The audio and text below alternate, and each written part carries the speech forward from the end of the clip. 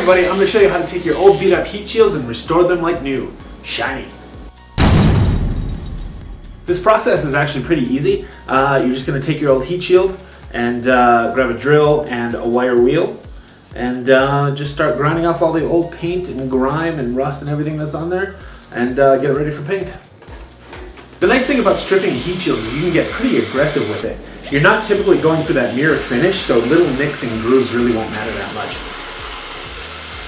You might need a couple different styles of wheels depending on the size and the shape of the heat shield that you're prepping. It's looking pretty good. I got a couple little spots in the corners to clear out. I'm going to change bits again. Getting close.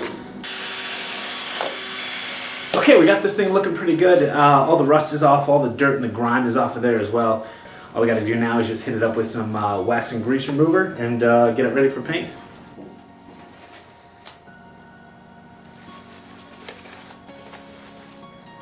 Alright, to paint this stuff, we're going to be using the VHT Flame Proof primer and paint.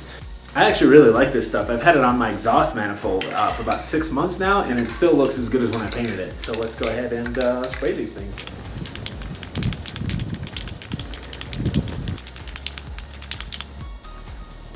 For your first coat, make sure you keep it light and even. You can always add more coats later.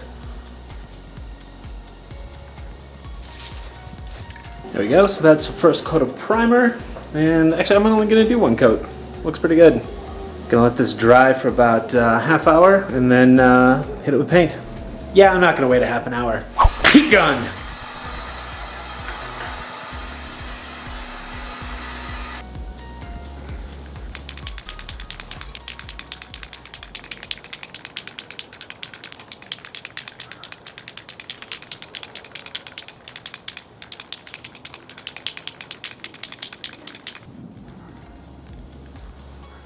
And for the paint, we're going to do the same thing that we did with the primer.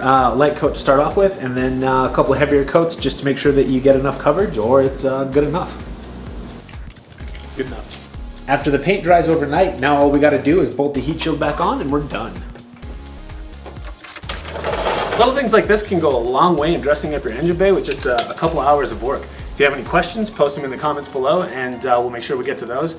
And make sure to share the video on your Facebook, your Twitter, stuff like that. And make sure to subscribe. We're going to do a lot more tutorials, a lot more racing vids, and a lot of other car stuff as well.